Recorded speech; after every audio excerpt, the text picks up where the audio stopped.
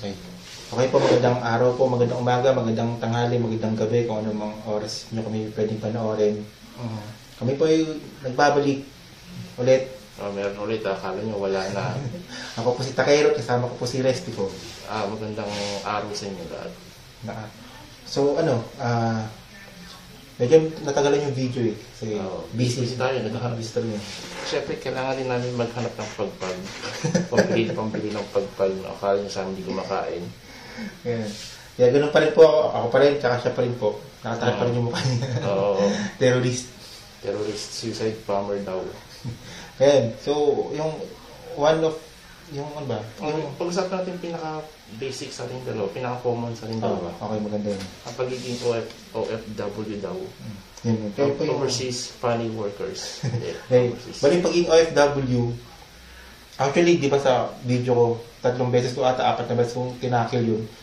Yung pagiging OFW, pero hindi ko pa rin siya matumbok-tumbok kung ano yung gusto kong ipahiwatig. So, sana ngayon ito, may pahiwatig ko yung gusto kong sabihin. Pati na rin ikaw, na yung pinaka, ano ba yung, di ba? Dahilan. Ba't tayo dito? So, una, di ba, sabi nila, tumataas daw yung GDP ng Pilipinas. Sabi. Domestic product. So, yung tanong doon, kasama ba doon yung remittance ng OFW? I have no idea. Kasama sa basehan. Ginagawang basehan para din ng gobyerno na umunlad daw ang Pilipinas kasi mataas ang GDP. Mataas ang remittance na pinapadala ng mga OFW. So, umunlad daw ang ekonomiya. Okay. Mataas nga yung gross domestic product. Ibig sabihin, mataas yung production ng mga produktong binibenta sa domestic market. Mga pabahay, mga kung ano namang mga product. Kasi yung dapat kasama sa GDP din yung mga puta at mga pokpok, no? Kasi kasama sa turismo yun, di ba? Yung mga yung mga sex industry. Sex industry. Nga lang sa walang tax yun eh. Malaking tax yun. Di ba? Pero pangat tapos, yun nga, kung mataas yung GDP, ang tanong doon, kung kaya mong bilhin ng mga tao yung mga produkto, wala nga pera yung mga tao sa atin. Sabi nila, mataas ang GDP. Ang Pilipinas. Pero yung tanong ko nga, di ba? Kasama ba sa GDP yung yung remittance ng OFW? No. Hindi ba kasama? Kasi parang sa gobyerno, sa prating sinasabi nila, parang hiwalay yung indicator na, hiwalay daw?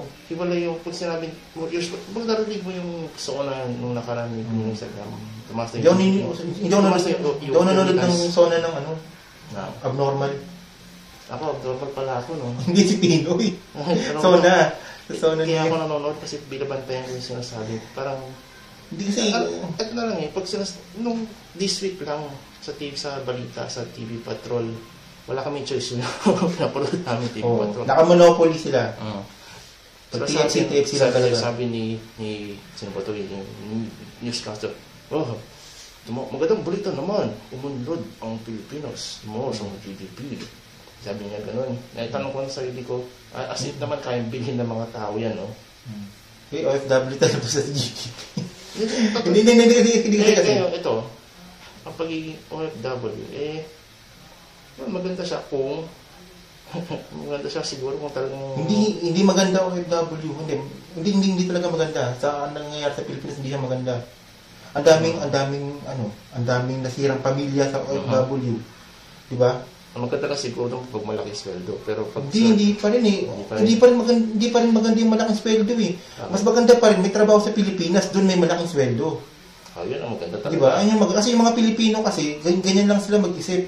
Mag-abroad ako. Gusto ko malaking sweldo. Ba't hindi mo kayo isipin, bakit kaya walang trabaho sa Pilipinas? Ba't kailangan ko mag-abroad? Kasi ganun lang yung mentalidad ng mga Pilipino. Ako dati ganun din yung mentalidad ko. Pero nung pumunta ako dito, naisip ko, bakit ako nandito? Diba? Ano bang dahilan? Kaya hanap ako ng dahilan hanggang nabuo yung walang kwentang vlog na kwentong barbero. Pero, diba? Tapos galit ako doon sa mga congressman na sinasabi nila. May isang congressman yung anti-Irish bill siya. Tapos sabi niya, kailangan tayo ng buong mundo, kailangan ng buong mundo ng OFW. Kailangan ng buong mundo na supply ng mga di ba sabi ko putang hindi ko na talaga kasi malaman kung anong pangalan nun eh. Malamang hindi OFW yun. Kasi malamang kung nalaman ko yung pangalan, malamang pagmumura niya ngayon eh. Yung ano, hindi ko talaga, nakalimutan ko yung pangalan niya eh. Oh, pero kung sino ka man, kung sino mga kayo, congressman kayo, Tayo na nyo. na, first time ko sabi sa iyo. Tayo na nyo, mga hayop. Hindi. Kung sino man yung congressman na sasabi na, Mga animal. na kinukonsinti pa nila yung mga Pilipino na mag-OFW, yung mga putang ina nyo.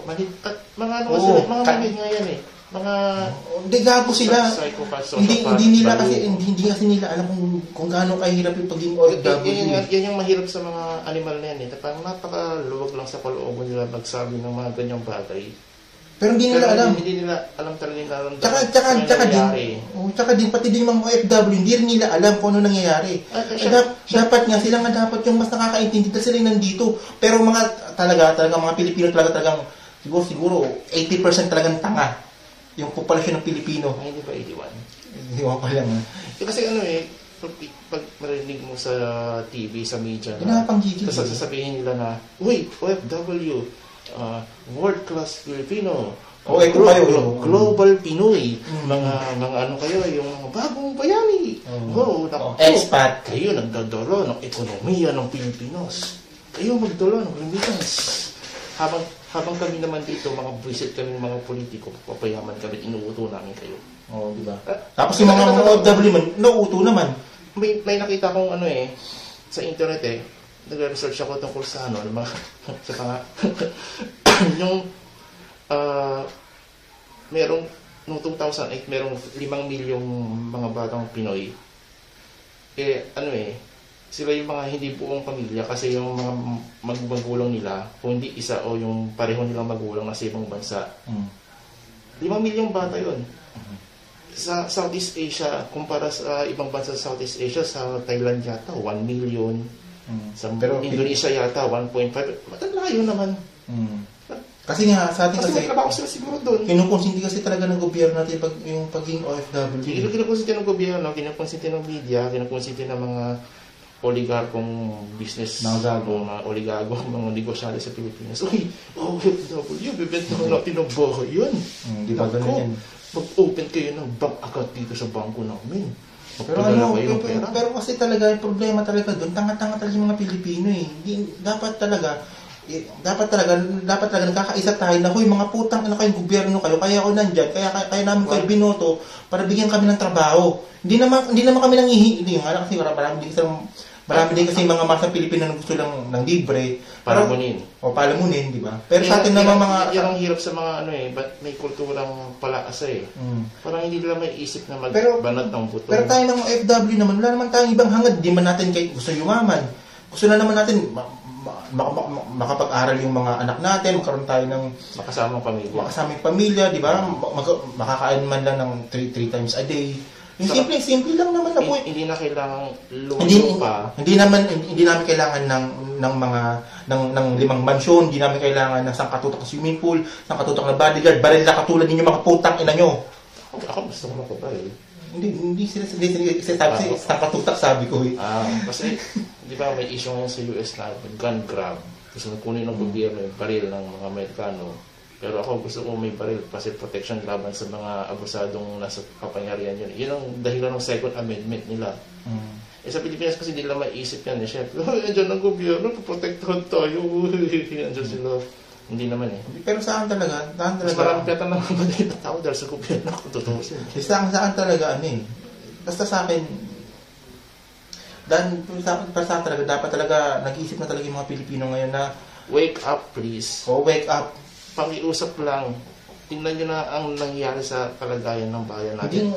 Sa tingin nyo ba, lalo pa bang umuunlad ang kabuwang bayan natin dahil napalayo tayo? Tingnan nyo na yung mga kapitbahay natin. Ba't hindi nila kailangan pang lumabas ng bansa nila para lang Tsaka kapag manood ka ng TV, grabe nila utuin yung mga OFW, sobrang panguuto na manood ka ng TFC. Kasi yung mga Pilipino... TFC, ano meaning yung TFC?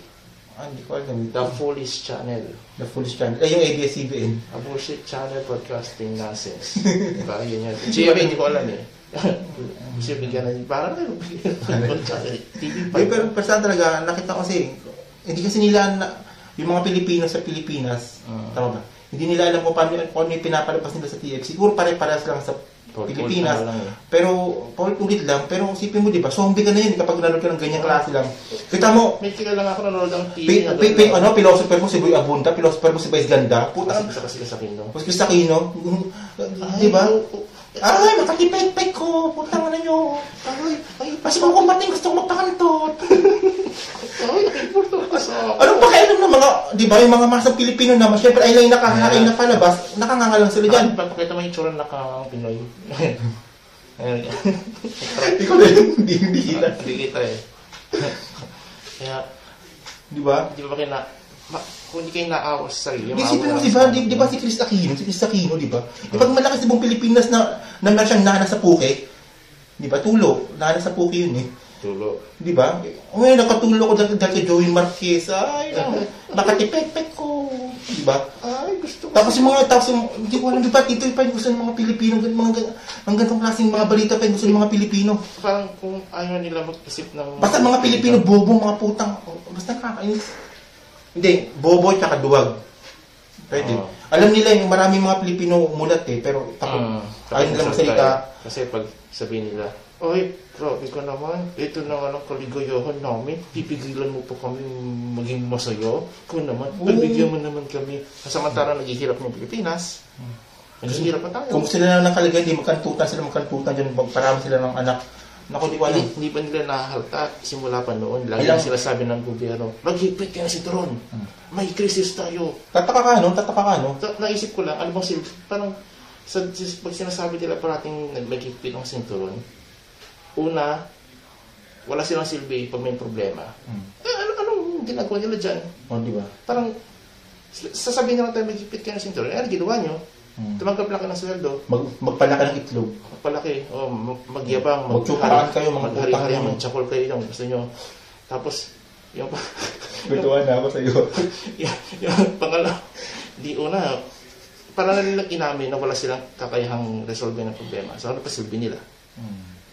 Yung pangalawa, pag sila sabi nila maghipin ng sinturon, parang ang dating sa akin, punti-unti inaalis nila sa atin yung kalayaan sa karapatang mamuhay na maunlad. Magandang story yun, ha? Inuunti-unti tayo. Inuunti-unti tayo pinapatay sa hirap. Hindi mo ba na-realize yan? Wala silang pakialam sa atin kahit maghirap tayo. Tsaka ito wala pa din time. Tsaka di ba? Ulitin ko, next year, election na naman. Ngayong taon. Ito pala itong taon. So, isipin nyo ilang Pilipino ilan yung populasyon ng Pilipino? Almost 120 million na, di ba? 100 lang. Hindi kasama yung OFW, di pa kasama OFW doon sa 100. Talaga? Di pa kasama OFW doon. Sige. Almost 110 million na. Di mo, sa 100, almost sa more than 100 million na yan. Wala man na isang Pilipino na matino na kaya patakbuhin yung Pilipinas. Di ba? Imagine, di ba? Oo nga. Ang dami-dami natin. May lang tayo gumawa ng buhay, pero yung kalidad ng utak wala. Yung kalidad ng karunungan, pag-iwanan mo tayo. Pag-iwanan talaga tayo. Ako, may prediction ako. Sana mali ako Baka dumating ang panahon, yung mga employer sa ibang bansa, hindi nakukuha ng Pilipino. Oo, pwede rin. Kasi... Sana mali ako. Hindi. Pero may posibilidad yan mangyari yun. Kasi... Kung ganito lang parating, yung mga... May posibilidad yun. Paano kung dito sa Kuwait, dito sa atin, paano kapag kailangan na ng trabaho ng mga Kuwaiti? Wala na. Kailangan nilang pang professional. Di ba? Wala na. Paano kung yung... Ayun yung hindi iniisip ng mga ng gobyerno at mga bobong Pilipino. Hindi nila iniisip yun. Iniisip lang talaga nila yung ngayon. Basta ako ngayon, nakakain ako ng maayos, kumikita ako ng pera, nakikipagkantutan ako. Yun lang. Kung wala kang asawa, mababae, o kaya magtsakol. Magtsakol. Magtikol kayo ng bahala kayo.